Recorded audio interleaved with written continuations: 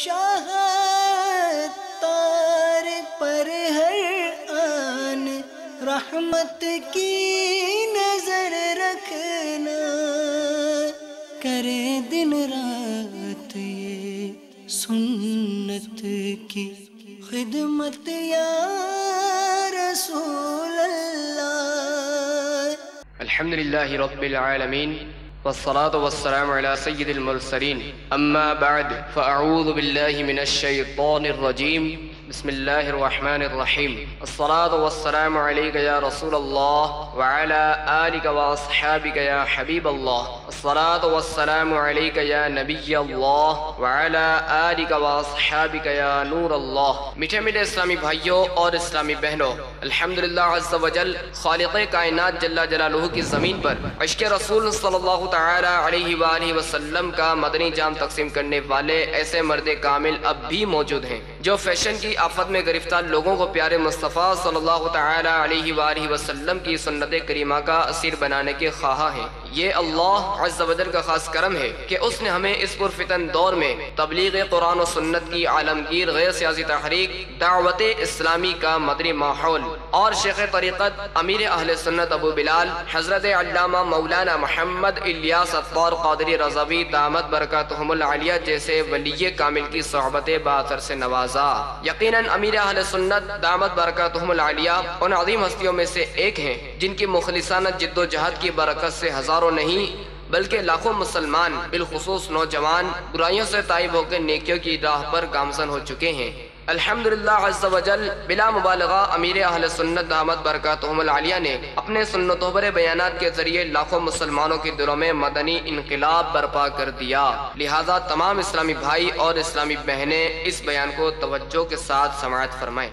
الحمدللہ رب العالمین والصلاة والسلام على سید المرسلین، اما بعد فاعوذ باللہ من الشیطان الرجیم، بسم اللہ الرحمن الرحیم، الصلاة والسلام علیک یا رسول اللہ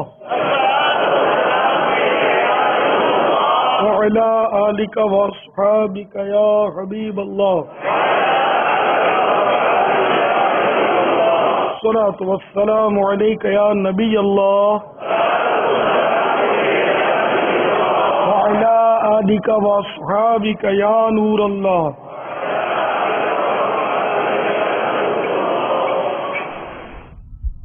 اللہ کے پیارے محبوب دانائے غیوب منزہ عن العیوب صلی اللہ تعالی علیہ وآلہ وسلم کا فرمانے والا شان ہے، مجھ پر درود پاک پڑھنا پل صراط پر گزرتے وقت نور ہے، اور جو شخص جمعہ کے دن 80 بار مجھ پر درود بھیجے اس کے 80 سال کے گناہ معاف کر دیے جائیں گے۔ صلو علی الحبیب صلی اللہ علی محمد۔ میٹھے میٹھے اور پیارے پیارے اسلامی بھائیوں، کیسی خوش نصیبی ہے ہماری کہ ایک بار پھر جیتے جی ہمیں عید میلاد النبی صلی اللہ تعالی علیہ وسلم کی سہانی گھڑی نصیب ہو رہی ہے۔ عید میلاد النبی ہے کیا سہانا نور ہے، عید میلاد النبی ہے کیا سہانا نور ہے، آ گیا وہ نور والا جس کا سارا نور ہے، آ گیا وہ نور والا جس کا سارا نور ہے۔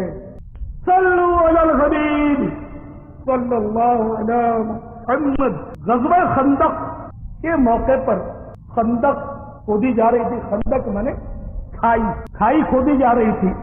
حضرت سیدنا جابر رضی اللہ تعالیٰ عنہ فرماتے ہیں کہ ہمارے سامنے ایک چٹان آ گئی کھودتے کھودتے، جو بڑی سخت تھی، بڑا زور لگایا مگر وہ ٹوٹتی نہ تھی۔ تو خندق کھودنے والے صحابہ کرام علیہ رضوان ساری مخلوق سے طاقتور شخصیت یعنی تاجدار رسالت صلی اللہ تعالی علیہ وسلم کی خدمت میں حاضر ہوئے اور ماجرا عرض کیا۔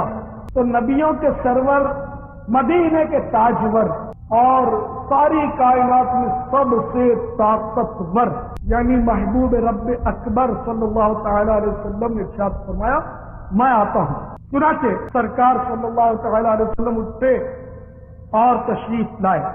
اس وقت حال یہ تھا کہ بھوک کی وجہ سے اللہ کے پیارے حبیب صلی اللہ تعالی علیہ وسلم کے مبارک پیٹ پر پتھر بندھا ہوا تھا۔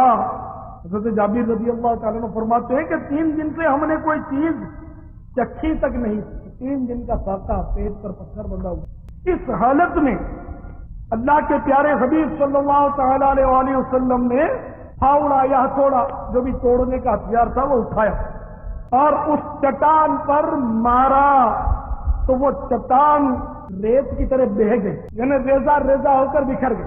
حضرت جابر رضی اللہ تعالیٰ عنہ فرماتے ہیں اس کے بعد میں اپنے گھر آیا اور اپنے بچوں کی امی سے کہا کہ کیا گھر میں کوئی کھانے کی چیز ہے، کیونکہ میں نے رسول اکرم نبی محتشم شاہ بنی آدم نور مجسم صلی اللہ علیہ وسلم کے مبارک شکم پر پتھر بندھا دیکھا ہے جو کہ بھوک کی وجہ سے ہے۔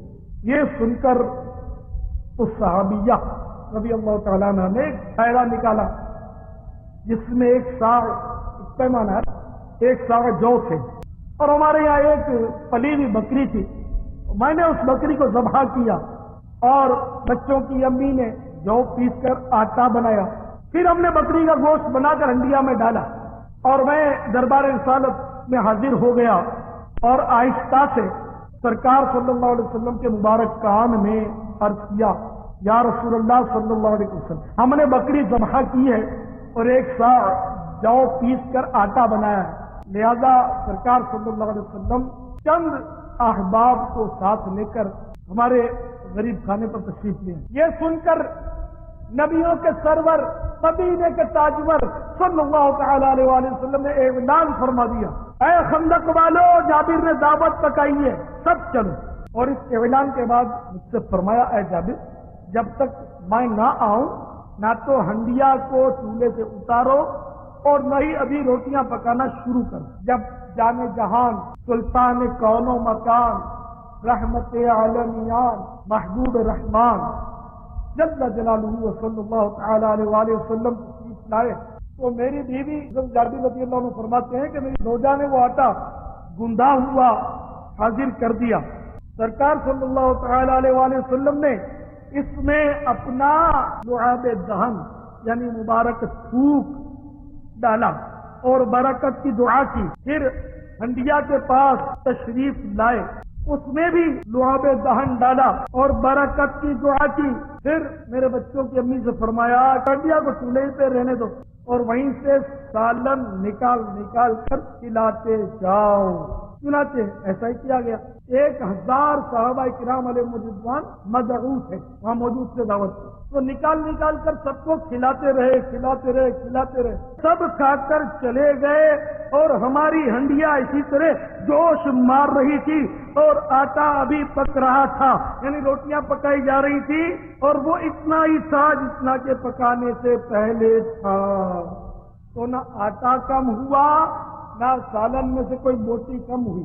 تو میرے آقا صلی اللہ تعالی علیہ وآلہ وسلم کے لعاب دہن میں اتنی برکت، دھوپ مبارک میں اتنا اثر کہ مطلب کھانا جو کا تو رہا، تھوڑا سا جو کھانا جو بظاہر 1 بکری زیادہ زیادہ اس میں کتنے کھا لیں، 1 سا جو تھوڑا سا یہ سا، تو اس میں زیادہ زیادہ لوگ کھا لیتے تو 50 کھا لیتے، لیکن سرکار صلی اللہ علیہ وسلم کے تھوک مبارک کی تاثیر دیکھیے، 1000 افراد نے پیٹ بھر کر کھایا مگر اس میں سے کچھ بھی کم نہ ہوا۔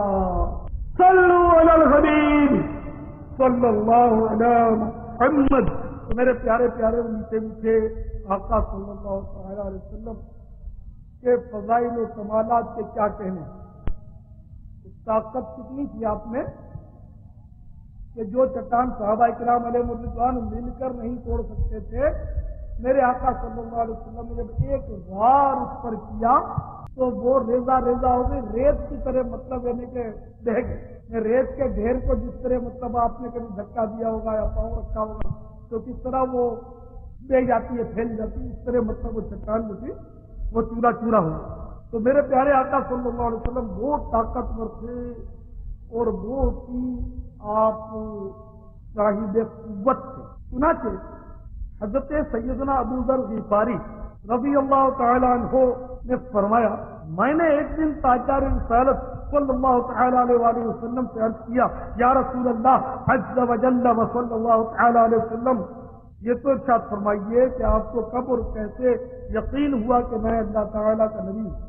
یہ سن کر نبی رحمت شفیع امت تاجدار رسالت ماہ نبوت صلی اللہ تعالی علیہ وآلہ وسلم نے ارشاد فرمایا، اے ابو ذر رضی اللہ عنہ، جبکہ میں ایک دن مکہ مکرمہ کی ایک وادی میں تھا، دو فرشتے آئے، ایک زمین پر اتر آیا مگر دوسرا زمین اور آسمان کے درمیان ہی رہا۔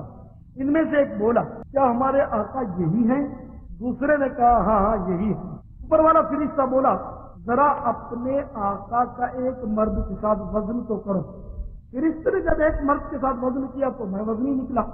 پھر اوپر والے فرشتے نے کہا کہ اب ان کا 10 مردوں کے ساتھ وزن کرو۔ تو جب میرا 10 مردوں کے ساتھ وزن کیا گیا تو میں وزنی نکلا۔ پھر فرشتے نے کہا اب ان کا وزن 100 مرد کے ساتھ کرو۔ تو جب میرا وزن 100 مرد کے ساتھ کیا گیا تو میں وزنی نکلا۔ پھر فرشتے نے کہا اب ان کا 1000 مرد کے ساتھ وزن کرو۔ تو جب میرا 1000 مرد کے ساتھ وزن کیا گیا تب بھی میں وزنی نکلا۔ یہ دیکھ کر وہ فرشتے بھی خوش ہو گئے۔ آخر کار اس اوپر والے فرشتے نے کہا اب وزن کرنا چھوڑ دو، کیونکہ اگر تم میرے آقا صلی اللہ تعالی علیہ وسلم کو ان کی ساری امت کے ساتھ بھی وزن کر لو گے تب بھی ہمارے پیارے آقا صلی اللہ تعالی علیہ وسلم ہی وزن دار رہیں گے۔ صلو علی الحبیب صلی اللہ علیہ محمد۔ ساری امت ایک جگہ ہو جائے تب بھی آپ وزن دار ہیں۔ جب عوارض نبوت کا ظہور ہوتا ہے، آپ نے زیارت بھی کی ہوگی کہ کوئی پتھر کسی کے پاس ہوتا ہے جس کی زیارت کروائی جاتی ہے اور اس پر ایک پاؤں کا نشان بنا ہوتا ہے، سرکار صلی اللہ علیہ وسلم کے قدم پاک کا نشان۔ تو یہ اس وقت ہوتا تھا کہ جب سرکار صلی اللہ علیہ وسلم کے کہیں قدم مبارک رکھتے، ہر وقت ایسا نہیں ہوتا تھا، جب مطلب قدم مبارک رکھتے تو جب عوارض نبوت کا ظہور ہوتا تو اس وقت آپ کے وزن شریف سے جہاں پاؤں رکھتے تو وہ پتھر جو ہوتا وہ موم ہو جاتا اور اس پر نقش قدم ابھر آتا۔ تو یہ سرکار صلی اللہ علیہ وسلم کا معجزہ، بڑے سے بڑا پہلوان یہ اگر اپنا پاؤں رکھے تو پتھر پہ پاؤں کا نشان نہیں بنتا، اور سرکار صلی اللہ علیہ وسلم یہ قدم پاک کے نشان تو اتنا واضح ہے کہ دیکھنے والوں نے مجھے بتایا کہ اس کو جب خوردبین سے بھی دیکھا گیا، اتنی کہ باریک باریک جو رگیں ہوتی ہیں، وہ دھاریاں ہوتی ہیں، آپ کی ہتھیلی میں بھی دھاریاں ہوں گی، آپ دیکھیں تو اسی طرح پاؤں کے تلوے میں بھی دھاریاں ہوں گی، وہ دھاریاں تک اس نقش قدم میں بنی ہوئی نظر آتی ہے خوردبین سے دیکھا، اتنا اوریجنل۔ اچھا اب کوئی مطلب انہیں اس میں شک کرے کہ یہ ممکن نہیں ہے، آپ یہ کہ ان نقش قدم کی زیارت میں وسوسوں پر نہ جائیں۔ سرکار صلی اللہ تعالی علیہ وسلم کی شان تو واقعی بہت بڑی ہے۔ حضرت سیدنا ابراہیم خلیل اللہ علیہ نبینا علیہ الصلوۃ والسلام کی شان بھی بہت بڑی ہے، لیکن ہمارے پیارے آقا صلی اللہ تعالی علیہ وسلم تو ابراہیم خلیل اللہ علیہ نبینا علیہ الصلوۃ والسلام کے بھی آقا ہیں۔ تو ابراہیم علیہ الصلوۃ والسلام نے جس مبارک پتھر پر کھڑے ہو کر کعبۃ اللہ شریف کی تعمیر فرمائی، وہ گھوڑے کا کام دیتا ہے۔ ایک تو ہوتی ہے سیڑھی اور جو ڈبل سیڑھی ہوتی ہے اس کو گھوڑا کہتے ہیں۔ تو اس میں یہ کام تھی کہ آپ جب بلندی پر سنائی کرنا چاہتے تو وہ پتھر خود بخود بلند ہو جاتا، جب نشان پر مٹی گارا یا اینٹ وغیرہ رکھنا چاہتے تو وہ پتھر خود بخود نیچے ہو جاتا، اور اس مبارک پتھر پر سیدنا ابراہیم خلیل اللہ علیہ نبی جنا علیہ الصلوۃ والسلام کے مبارک قدم کے نشان آ گئے، اور شاپ نے اس پر سونے کے پتھر چڑھا دیے، اور ایک گنبد سا بنا ہوا ہے، اور آج بھی وہ مسجد الحرام میں موجود ہے۔ تو اس مبارک پتھر کو جس پر نقش قدم بنا ہوا ہے، آج بھی بنا ہوا ہے الحمدللہ، آج بھی وہ رکھا ہوا ہے مطاف میں الحمدللہ، کعبۃ اللہ شریف کے عین سامنے چند ہی گز کے فاصلے پر۔ تو اس مبارک پتھر کے بارے میں قرآن پاک میں آتا ہے وَاتَّخِذُوا مِن مَّقَامِ إِبْرَاهِيمَ مُصَلًّى، مقام ابراہیم کو نماز کی جگہ بناؤ۔ تو یہ مقام ابراہیم سے مراد یہی مبارک پتھر ہے جس پر نقش قدم بنے ہوئے ہیں۔ اس جگہ مقام ابراہیم پر یعنی اس پتھر کی کتنی بڑی شان ہو گئی جس پر نبی کے قدم آ گئے، کہ قرآن میں اس کا تذکرہ آیا اور وہ شعائر اللہ سے بن گیا، اللہ کی نشانیوں میں سے ایک نشانی بن گیا۔ اور وہاں پر ہر طواف کے بعد 7 پھیرے کا ایک طواف ہوتا ہے، تو ہر طواف کے بعد 2 رکعت نماز ادا کرنا، جس کو واجب الطواف کہتے ہیں، واجب۔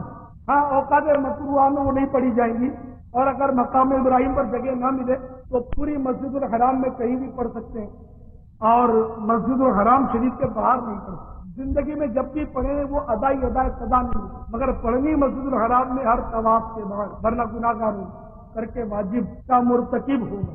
اور جب رش نہ ہو تو مقام ابراہیم کے پاس پڑھنا افضل ہے، لیکن حج کے سیزن میں رش بہت ہوتا ہے، طواف کرنے والے اور نماز پڑھنے والے ایک دوسروں پر گرتے ہیں، تو اس لیے جب طواف کرنے والوں کا رش ہو تو مقام ابراہیم کے پاس ہرگز نفل نہ پڑھے جائیں، وہ واجب الطواف یا کوئی سی نماز نہ پڑھی جائے کہ اس میں طواف کرنے والوں کو بھی تکلیف ہے، نماز پڑھنے والوں کو بھی تکلیف ہے، کہ خشوع اور خضوع تو آئے گا نہیں، دھکے لگتے رہیں گے، تو مسجد الحرام میں کہیں بھی پڑھنے واجب ادا ہو جائے گا۔ اللہ تعالی ہم سب کو بار بار مقام ابراہیم علیہ الصلوۃ والسلام پر نمازیں ادا کرنے کی سعادت نصیب فرمائے۔ صلو علی الحبیب صلی اللہ علیہ محمد۔ مکہ مکرمہ میں رکانہ نامی ایک پہلوان رہا کرتا تھا، جو کہ اپنی طاقت کے سبب تمام ملک عرب میں مشہور تھا۔ آج تک کسی نے اس کی پیٹھ زمین پہ نہیں لگائی، کوئی اس کو چاروں خانے چیت نہیں کر سکا تھا۔ بہت بڑا پہلوان، دور دور سے پہلوان اس کے ساتھ کشتی کرنے آتے اور وہ سب کو پچھاڑ دیتے۔ ایک بار مدینے کے تاجدار، رسولوں کے سردار، شہنشاہ ابرار، سرکار والا تبار صلی اللہ تعالی علیہ وسلم نے فرمایا، اے رکانہ، کیا تو اللہ رب العالمین جل جلالہ سے نہیں ڈرتا اور میری دعوت اسلام قبول نہیں کرتا؟ یہ سن کر رکانہ نے کہا، کیا آپ کے سچے نبی ہونے پر کوئی دلیل بھی ہے؟ رحمت للعالمین صلی اللہ تعالی علیہ وسلم نے فرمایا، میرے ساتھ کشتی کرنے، اگر میں تجھے پچھاڑ دوں تو تو اللہ تعالیٰ اور اس کے رسول پر ایمان لے آئے گا؟ اس نے کہا، بالکل ایمان لے آؤں گا۔ یہ سن کر پیارے آقا صلی اللہ تعالی علیہ وسلم نے فرمایا، اٹھ کشتی کے لیے تیاری کر۔ جب اس نے تیاری کر لی تو رحمت عالمیان، سلطان دو جہان، جانے جانان، سرور ذیشان صلی اللہ تعالی علیہ وسلم نے بغیر کسی تیاری کے رکانہ پہلوان کو پکڑا اور اس کو زمین پر گرا دیا اور اس کی پیٹھ زمین سے لگ گئی۔ تو یہ اس کے لیے زندگی کا پہلا واقعہ تھا۔ رکانہ ہکا بکا ہو گیا اور اس کی سمجھ نہیں آ رہی تھی کہ ہو کیا گیا۔ پھر سوچ کر کہنے لگا کہ اے محمد صلی اللہ تعالی علیہ وسلم، یہ تو اتفاقی امر تھا کہ میں گر گیا، ایک بار پھر کشتی کرنے۔ یہ سن کر نبیوں کے سرور، مدینے کے تاجور، ساری امت کے طاقتور صلی اللہ تعالی علیہ وسلم نے اسے پکڑا اور پچھاڑ دیا اور اس کی پیٹھ زمین سے لگا دی۔ رکانہ کہنے لگا، اب تیسری بار بھی کرنا۔ تو میرے آقا صلی اللہ علیہ وسلم نے پھر اس کو پکڑا اور پھر اس کو گرا دیا، پھر اس کی پیٹھ زمین سے لگ گئی۔ تو رکانہ حیران و پریشان ہو کر بولا، آپ تو بڑے عظیم انسان ہیں، صلو علی الحبیب صلی اللہ علیہ محمد۔ تو میرے میٹھے میٹھے اور پیارے پیارے اسلامی بھائیوں، نبیوں کے سرور، مدینے کے تاجور، رسولوں کے افسر، सारी कायनात से ताकतवर हबीब रब अकबर जल्ल जलालुहु व सल्लल्लाहु तआला अलैहि वसल्लम ने सिर्फ रकाना पहलवान ही को नहीं बल्कि बहुत सारे जोरावर पहलवानों को मात किया और बड़े बड़ों ने जोर आजमाई की मगर किसी को कभी कामयाबी नहीं हुई। इन्हीं में से अबुल अस्वद जो कि बहुत नामवर पहलवान था और इतना शाहजोर था कि खाल बिछाकर उस पर खड़ा हो जाता और लोगों से कहता मेरे नीचे से ये खाल खींचे। लिहाजा 10-10 जवां मर्द खाल को खींचते, बड़े बड़े ताकतवर लोग 10-10 मिलकर खाल को खींचते, मगर अबुल अस्वद जो था उसको जुम्बिश तक नहीं होती, यहां तक कि खाल खींच कर टुकड़े टुकड़े हो जाती मगर वो अपनी जगह पर खड़ा रहता। वो ताकतवर इतने होते खींचने वाले कि खाल को खींच कर तोड़ डालते, लेकिन वो इतना मजबूत कील की तरह गड़ जाता था जमीन में कि वो इसको अपनी जगह से हटा तक नहीं था। चुनाचे उसने भी सैयदुल आलमीन शफीउल मुज़निबीन अनीसुल गरीबीन सल्लल्लाहु तआला अलैहि वसल्लम को कुश्ती की दावत दी और साथ ही साथ कह दिया कि अगर आपने मुझे पछाड़ दिया यानी मेरी पीठ जमीन पर लगा दी तो मैं आप पर ईमान ले आऊंगा। सुनाते मेरे प्यारे प्यारे मीठे मीठे आका सल्लल्लाहु तआला अलैहि वसल्लम तशरीफ लाए और उसे पकड़ कर पटक दिया और अबुल अस्वद इस तरह शिकस्त फाश खा गया। तो मेरे प्यारे प्यारे मीठे मीठे इस्लामी भाइयों, मालूम हुआ हमारे प्यारे प्यारे आका सल्लल्लाहु तआला अलैहि वसल्लम को अल्लाह ताला ने बहुत सारे कमालात से नवाजा था और इसमें एक कमाल ये भी था कोई शख्स आपको हिला नहीं सकता था, कोई हटा नहीं सकता था, कोई गिरा नहीं सकता, कोई झुका नहीं सकता। अब इन वाकयात से हो सकता है कि कोई सोच रहा हो कि इसका मतलब पहलवानी हमें भी करनी चाहिए कि ये सुन्नत है हमने पहलवान बन जाए। कोई बोलेगा मैं बॉडी बिल्डर बन जाऊं, कोई बोलेगा मिस्टर कराची बन जाऊं, कोई बोलेगा मैं कबड्डी का माहिर बन जाऊं। हिसाब मेरे आका सल्लल्लाहु अलैहि वसल्लम तो पहलवानों के भी पहलवान थे। तो जरा तवज्जो से सुनिएगा कि मेरे प्यारे और मीठे मीठे आका सल्लल्लाहु तआला अलैहि वसल्लम को जो ताकत मिली थी वो अल्लाह ताला की तरफ से अता करना थी, उसकी नवाजिश थी। मेरे आका सल्लल्लाहु अलैहि वसल्लम माअज़ल्लाह अखाड़े के पहलवान नहीं थे। माअज़ल्लाह ये अखाड़े जो आजकल के या ये क्लबें जहाँ लोग मतलब वर्जिश करते हैं ये तो बेहयाई कहते हैं। जी हाँ, इन्हें जो भी वर्जिश करते हैं या कबड्डी खेलते हैं या पहलवानी करते हैं इस दौर में वो चड्डियाँ पहन के करते हैं। जहाँ तक मेरी नाक़िस मालूमात है कि ये जितने भी इस तरह के मतलब है कि करतब हैं या ये आर्ट है सब के सब चड्डियाँ पहन के हैं। ये बेहयाई कि दूसरे के सामने अपना सूत्र खोले। बल्कि मैंने यहाँ तक सुना है कि ऐसे भी क्लब हैं खुद हमारे कराची शहर में कि जहाँ मर्द और औरत दोनों वर्जिशें करते हैं। सुबह जाकर आपने अक्सर देखा होगा, आप में से भी कई ऐसे होंगे कि जो मतलब राउंड लगाते होंगे, ग्राउंड में दौड़ते होंगे, वर्जिशें करते होंगे या किसी क्लब के मेंबर होंगे और वहां जाकर अपनी वर्जिश करते होंगे, डंट पीलते होंगे, उठक बैठक लगाते होंगे या बॉक्सिंग सीखते होंगे या फुटबॉल खेलते होंगे वर्जिश के लिए। तो ये सब के सब गेम अब ऐसे हो गए हैं कि बेहयाई के बगैर ऐसी जगहों पर चारा नहीं, बदनिगाही से आदमी बच ही नहीं सकता। ग्राउंड में भी आप चक्कर लगाने जाओगे तो लोग चड्डियां पहनकर दौड़ रहे होते हैं और दूसरे के आगे अपने घुटने खोलना भी हराम, रान खोलना तो फिर इससे भी ज्यादा बुरा है कि नाक के नीचे से लेकर मर्द का नाक के नीचे से लेकर घुटने समेत जिस्म का सारा हिस्सा चित्र औरत यानी छुपाने की जगह, तो ये दूसरे के आगे शरीयत की इजाजत के बगैर नहीं खोलते, हराम। आजकल कोई भी क्लब ऐसा नहीं होगा कि जहां मतलब लोग चड्डियां पहनकर वर्जिशें न करते हो। तो इसलिए मेहरबानी करके पहलवानी के चक्कर में मत पड़ना और मेरे बयान को कहीं इशू मत बना डालना। मौला मुश्किल कुशा भी बहुत बड़े पहलवान थे, लेकिन ये वो थे कि जिनके कदमों की बरकत से हया तकसीम होती है और आजकल तो बेहयाई का दौर है। वो हजरात अपने सित्र की हिफाजत करते थे और आज तो सित्र दिखाने में लोग शायद फख्र महसूस करते हैं। तो ऐसी जगह जाने की इजाजत नहीं है हमें कि जहां हम अपनी निगाहों की हिफाजत कर ही नहीं पाते, तो ऐसे क्लबों में ना जाए। تو یہ سب مطلب تکبر کے دروازے کھولنے والے اسباب معلوم ہے. یہ نہیں کہتا کہ جو مصور بن گیا وہ مغرور ہے ہی ہے، لیکن دروازہ تو کھلتا ہے. کیونکہ جو بھی کسی اس طرح کے فن میں ماہر ہوگا اس کو دوسرا آدمی حقیر نظر آئے گا، کمزوروں پر وہ اپنے آپ کو شیزور تصور کرے گا، وہ کر کے چلے گا. جیسے جو باڈی بلڈر ہوتے ہیں، آپ نے بھی دیکھا ہوگا، میں نے بہت سارے دیکھے، گریبان کھول دیتے ہیں اور لاکٹ پہنتے ہیں اور وہ کر کے چلتے ہیں. یہ سمجھتے ہیں کہ ہم بہت بڑے فن خان. آؤ میں آپ کو بتاؤں ایک فن خان کا واقعہ، شاید کراچی کا واقعہ. ایک بلیک بیلٹ سے کراچی میں ایک صاحب، یہ بھی ایک مطلب ہے کہ آرٹ بلیک بیلٹ وہ کراچی، تو اس میں وہ بلیک بیلٹ میرا خیال ہے اس کا آخری یہی ہے مطلب سند بلیک بیلٹ. وہ بلیک بیلٹ تھا. تو کسی کباڑی سے اس نے بات چیت ہوگی اور منہ ماری ہو گئی. اب بلیک بیلٹ جو تھا تو بلیک بیلٹ بھی اس کے پاؤں میں زمین پہ تھوڑی دکھتے ہیں کہ میں تو ایسے تو آرٹ جانتا ہوں کہ اگر میرے سامنے کوئی مسلح آدمی بھی قریب ہوا تو میں اس کو قابو پا سکتا ہوں. بلیک بیلٹ قابو پا سکتا ہے مسلح آدمی. تو میں تو بلیک بیلٹ ہوں. تو وہ کباڑی سے کی کوئی منہ ماری ہوئی تو کباڑی بیچارہ اناری ہوگا. اس نے اس کو کہا بلیک بیلٹ نے کہا میرے سے بات کرتا ہے، کچا کچا کھا جاؤں گا، مجھے پتا نہیں کہ میں بلیک بیلٹ ہوں.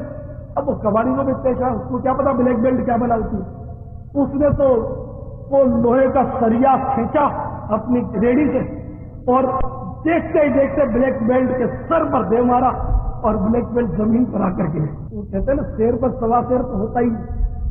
اس لیے تکبر کا تو منہ ہمیشہ کالا. تو اس طرح کے آرٹ میں یہ مطلب بہت رسکی ہوتے ہیں کہ انسان کے دل سے تقویٰ چھن جانے کا پورا امکان ہے، خوف خدا نکل جانے کا پورا امکان ہے. یعنی کوئی بھی ہو، جیسے کسی کا آدمی اسلحہ آ گیا، وہ سمجھتا کہ میرے ایسا کوئی ترم خان نہیں. کوئی اگر کمانڈو ہے تو وہ سمجھتا میرے سے کوئی مقابلہ کر ہی نہیں سکتا. اگر کوئی افسر ہے، میجر ہے، کرنل ہے، جنرل ہے، جتنا بڑا عہدہ ہے تو وہ بلا نہیں سمجھتا. تو اس طرح مطلب اس طرح کے جو آرٹ ہوتے ہیں ان میں رسک بہت ہوتا ہے. چلو اگر کسی ضرورت کے تحت وہ آرٹ کسی کو حاصل ہو گئے، کر ہی لیے اس نے، تب وہ اپنے آپ کو اللہ سے ڈرائے کہ اللہ تبارک و تعالیٰ قادر و قیوم ہے، وہ قادر مطلق ہے. اس کی طاقت تو اتنی ہے کہ خدائی کا دعویٰ کرنے والے فرعون کو بمائے لشکر کے دریا نیل میں غرق کر سکتا ہے. ارے وہ تو ایسی طاقت والا پروردگار ہے کہ جو نمرود جیسے خدائی کا دعویٰ کرنے والے کو ایک مچھر کے ذریعے ہلاک کر سکتا. مچھر کہتے ہیں وہ بھی لنگڑا تھا، وہ مچھر نمرود تھی اور نمرود ناک میں گھس کر بھیجے میں چلا گیا، اس کو ڈنک مارنے لگا. اب نمرود کو بہت تکلیف، اتنی تکلیف کہ وہ برداشت نہیں کر سکتا تھا اور آخر کار اس مچھر کی تکلیف کی وجہ سے نمرود جو تھا وہ ہلاک ہو گیا. تو بڑے بڑے خرم خان اور فن خان آئے جنہوں نے اپنے قدموں تلے زمین کو روندنا چاہا. انہوں نے غرور و تکبر کا مظاہرہ کیا، لیکن وہ بڑی ذلت کے ساتھ مسل کر پھینک دیے گئے. تو اس لیے اگر کوئی آرٹ آپ کو حاصل ہے، کوئی طاقت حاصل ہے، کوئی پاور حاصل ہے، یا آپ کے پاس کوئی ایسی ٹیم ہے جس کے بل پر آپ ناچ کرتے ہیں، تو یہ بھول جائیے، بلکہ عاجزی کا اختیار کیجیے. اللہ تبارک و تعالیٰ کا خوف اپنے اندر پیدا کیجیے، ورنہ بہت جلد اپنے کیفر کردار کو پہنچ جائیں گے اور کوئی بھاؤ پوچھنے والا بھی نہ ہو. اللہ تبارک و تعالیٰ جشن ولادت کے صدقے میں ہم سب کو آخرت کی تیاری کی فکر دے اور یہ سب سیکھنے کے لیے مدنی قافلوں میں ہمیں سفر کرنا چاہیے کہ مدنی قافلوں میں سفر کے بغیر کام نہیں ہے. دعوت اسلامی کے مدنی قافلوں میں سفر کریں گے تو انشاءاللہ ایسے پہلوان بن جائیں گے، ایسے پہلوان بن جائیں گے، ایسے پہلوان بن جائیں گے. کیسے؟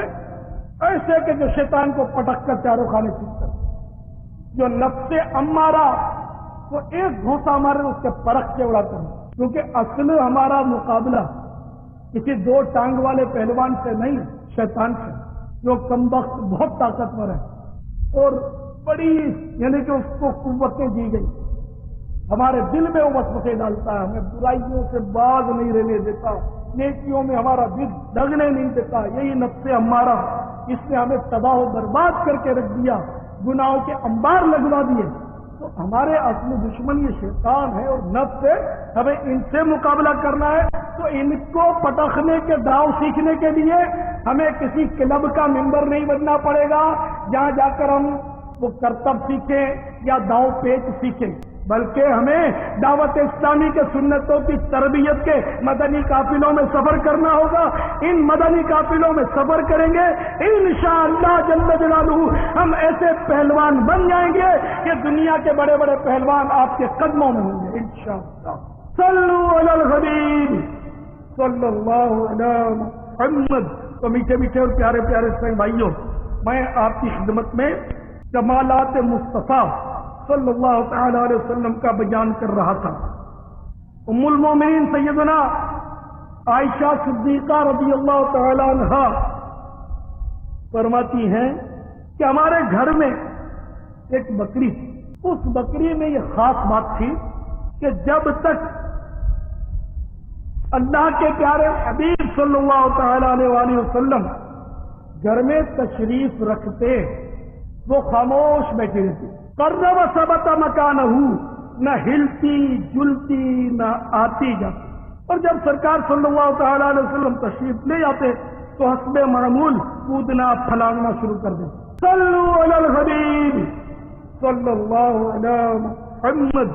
हज़रत सैयदना अनस रज़ियल्लाहु तआला अन्हु फरमाते हैं कि अल्लाह के प्यारे हबीब सल्लल्लाहु तआला अलैहि वसल्लम लोगों में सबसे ज्यादा हसीन और सबसे बढ़कर सखी थे और सबसे ज्यादा बहादुर भी थे।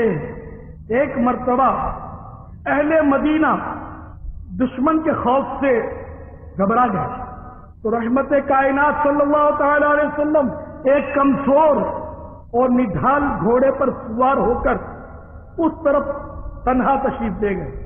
और जब अहले मदीना उस आवाज की तरफ निकले जिससे घबराहट तारी हुई थी तो देखा कि अल्लाह के प्यारे हबीब सल्लल्लाहु तआला अलैहि वसल्लम उस तरफ से वापस आ रहे हैं और फरमाया कोई खतरा नहीं, घबराओ मत।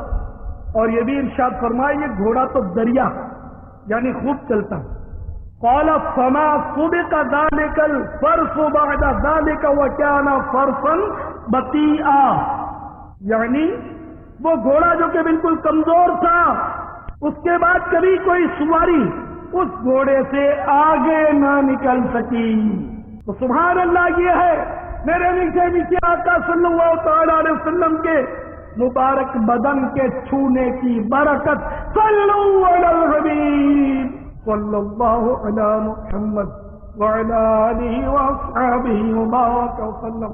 तो मीठे मीठे साईं भाइयों, आपने देखा कि मेरे प्यारे आका मीठे मीठे मुस्तफा सल्लल्लाहु तआला अलैहि वसल्लम किस कदर कमालात के हामिल थे और रब्बे कायनात जल्ल जलालुहु ने आपको कैसे कैसे मौजिज़ात से नवाजा था। तो प्यारे साईं भाइयों, अपना ईमान ताज़ा करने के लिए, ईमान मजबूत करने के लिए और अपने आप को नमाजों पर इस्तिकामत दिलवाने और खुद को सुन्नतों के सांचे में ढालने के लिए दावत इस्लामी के सुन्नतों की तरबियत के मदनी काफिलों में सफर को अपना मकबूल बना लीजिए। हर इस्लामी भाई को चाहिए कि जिंदगी में यकमुश्त 12 माह, हर 12 महीने में एक साथ 30 दिन और हर महीने कम अज कम 3 दिन मदनी काफिले में जरूर भी जरूर सफर किया करें और अपने अंदर तकवा और परहेजगारी पैदा करने के लिए मदनी इनामात पर अमल कीजिए। इस्लामी भाइयों के लिए 72 मदनी इनामात हैं, इस्लामी बहनों के लिए 63 और मदनी मुन्नों के लिए 40 मदनी इनामात हासिल करके जरूर भी जरूर इस पर अमल कीजिए। हर महीने फार्म भरकर जमा करवाइए। इंशाअल्लाह आपके अंदर इतना तकवा पैदा हो जाएगा, बहुत आजिज़ी पैदा हो जाएगी इंशाअल्लाह اور سنتوں پر عمل کرنے کا جذبہ جو ہے اس کو مدینے کے 12 چاند لگ جائیں گے انشاءاللہ جل جلالہ۔ مرحبا مرحبا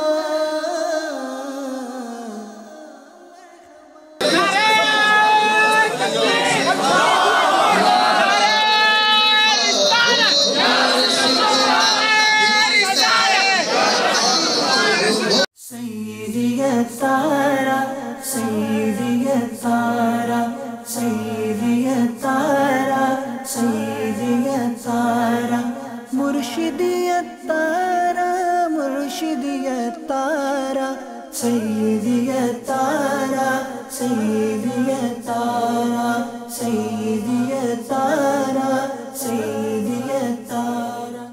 ہم مسلمان ہیں اور اسلامی عقیدہ یہ ہے کہ مسلمان کی روح یہ اللہ تعالیٰ جس طرح چاہے اس پہ کرم فرمائے تو اس کے مختلف مقامات ہیں وہاں یہ رہتی ہے، اور اس سے سب سے اعلیٰ مقام وہ ہے اعلیٰ علیین۔ تو اعلیٰ علیین میں اولیاء کرام انبیاء کرام کی ارواح نیک صالحین کی، اور کسی کی پرابے زمزم شریف کے کنویں پر ہوتی ہے، کسی اس طرح مختلف مقامات پر یہ روحیں تشریف فرما ہوتی ہے، اور مسلمان کی روح اللہ تبارک و تعالیٰ کے چاہے سے اس کی اجازت سے آمد و رفت بھی کرتی ہے۔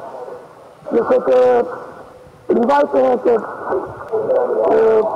وہ روح اپنے گھر پر آتی ہے اور ایصال ثواب کا مطالبہ کرتی ہے گھر والوں سے کہ مجھے کچھ پڑھ کر ایصال ثواب کرو یا کسی طرح بھی مجھے ثواب دے دو۔ تو اب یہ کہ وہ مختلف روایتیں اس کی، یہ ہے مسلمان کی روح، ٹھیک ہے نا۔ اب رہا غیر مسلم کافر کی روح، وہ قید کر لی جاتی ہے،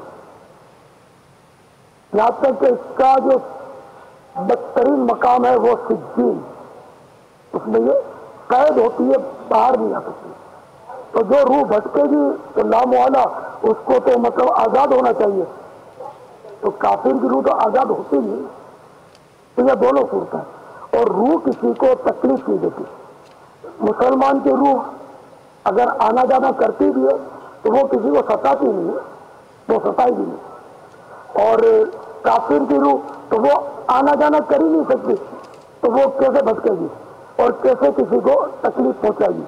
تو یہ اس طرح کے جو معاملات ہوتے ہیں نا، روح بھٹکتی ہے، تو یہ روح نہیں ہوتی، یہ جن ہوتا ہے، یہ شریر جنات ہوتے ہیں کہ جو ایسے مقامات پر ویرانوں پر یہ مطلب اپنا اڈا جما لیتے ہیں، تو آنے جانے والے کو بعض اوقات یہ ستاتے ہیں۔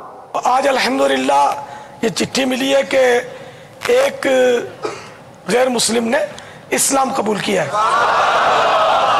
اور اب ان کا نام رکھنا ہے، ان کا نام رکھتے ہیں محمد، اور پکارنے کے لیے بلال رضا۔ بہت بہت مبارک ہو ان کو، اللہ تعالیٰ ان کو اور ہم سب کو اسلام پر استقامت نصیب فرمائے۔ زیارت کر لیں۔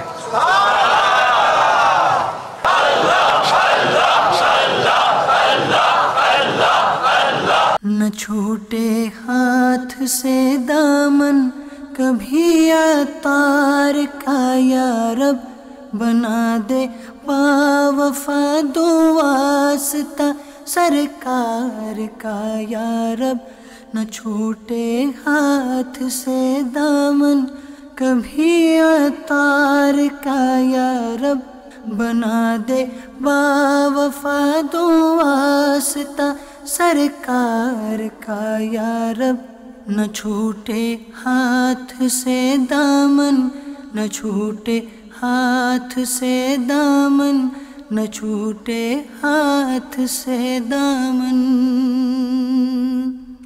گدا گو بے عمل ہے اور برا ہے، سخت مجرم ہے۔ گدا گو بے عمل ہے اور برا ہے، سخت مجرم ہے۔ جو کچھ بھی ہے مگر یہ ہے تیرے عطار کا یا رب، جو کچھ بھی ہے مگر یہ ہے تیرے عطار کا یا رب۔ نہ چھوٹے ہاتھ سے دامن، نہ چھوٹے ہاتھ سے دامن، نہ چھوٹے ہاتھ سے دامن، کبھی عطار کا یا رب بنا دے باوفا دو واسطہ سرکار کا یا رب۔ نہ چھوٹے ہاتھ سے دامن، کبھی عطار کا یا رب بنا دے باوفا دو واسطہ سرکار کا یا رب۔ میرے عطار کا یا رب، میرے عطار کا یا رب، میرے عطار کا یا رب، میرے عطار کا یا رب۔ ہر کڑے وقت میں امداد کو آنے والے، اے فرشتوں میرے اعمال نہ تولو، ٹھہرو ٹھہرو، اے فرشتوں میرے اعمال نہ تولو، ٹھہرو، اے رب کے حبیبا، اے تیرے طبیبا، اچھا یہ گناہوں کا بیمار نہیں ہوتا، پاکیزہ گناہوں سے کردار نہیں ہوتا۔ یہ سانس کی مالا بس اب ٹوٹنے والی ہے، شیطان مسلط ہے شیطان مسلط ہے، افسوس اسی صورت اب سب گناہوں پر سرکار نہیں ہوتا، اے میرے طبیبا، اے میرے طبیبا، اے رب کے حبیبا، اچھا یہ گناہوں کا بیمار نہیں ہوتا۔ ماشاءاللہ ان کی جمع ہمتی جذبہ کہ ماشاءاللہ کراچی کے چند نوجوانوں حیدرآباد کے چند احباب کے ساتھ 80 کی دہائی میں دعوت اسلامی کے پلیٹ فارم سے یہ تبلیغ کا کام شروع کیا، اور آج الحمدللہ یہ بہت بڑا تنے دار درخت جو پھل دے رہا ہے، یہ انہی کی مرہون منت ہے۔ 80 کی دہائی کے اجتماعات مجھے بھی یاد ہیں کہ ٹنڈو آدم جب تشریف لایا کرتے تھے تو پھر واپسی رات کو سکھر ایکسپریس سے کراچی کے لیے ہوا کرتی تھی۔ ان معاملات کو بھی دیکھا، اللہ تعالیٰ ان کے حوصلوں کو مزید بلند فرمائے، اس کام میں مزید برکت پیدا فرمائے، دیکھ کر دل خوش ہوتا ہے۔ دعوت اسلامی کے تحت جو کام شروع ہوا تھا اس میں مزید ترقی ہوئی ہے، اور دعوت اسلامی جس مقصد کے لیے بنائی گئی تھی، اللہ تعالیٰ سے دعا ہے کہ وہ مقصد حاصل کرنے میں کامیابی عطا فرمائے۔ امیر اہل سنت ابو البلال حضرت علامہ مولانا الیاس قادری عطار دامت برکاتہم القدسیہ اہل سنت والجماعت کا وہ سرمایہ ہیں کہ جس سے ہمارے ہر شعبہ زندگی کے آدمی نے حظ اٹھایا ہے اور اس سے نفع حاصل کیا ہے۔ اپنے زمانہ طالب علمی سے لے کر آج تک بہت سارے اشخاص کو ایسے جانتے ہیں کہ جن کے گھرانوں کا نہ تو کوئی دینی پس منظر تھا اور نہ ہی علمی پس منظر تھا۔ ہمارے اس معاشرے کے گناہ آلود معاشرے کے اندر مختلف گناہوں کی لذتوں کے اندر غرق، راستے سے بھٹکے ہوئے مسافروں کو اللہ سبحانہ و تعالیٰ کی طرف بلانے والے اور ان کو سنتوں کا پابند جو بنایا، نمازوں کا پابند بنایا۔ کتنے ایسے تھے کہ جن کو ہم نے زندگی میں دیکھا کہ ان کو کتنا عرصہ مسجدوں میں جانا نصیب نہیں ہوا، لیکن دعوت اسلامی کے اور خصوصاً امیر اہل سنت کے کردار، عمل اور آپ کی آواز و نصیحت اور آپ کے تبلیغ و ارشاد نے ایسے لوگوں کی رہنمائی کی۔ صلو علی الحبیب صلی اللہ تعالی علی محمد۔ مجھے اپنی اور ساری دنیا کے لوگوں کی اصلاح کی کوشش کرنی ہے۔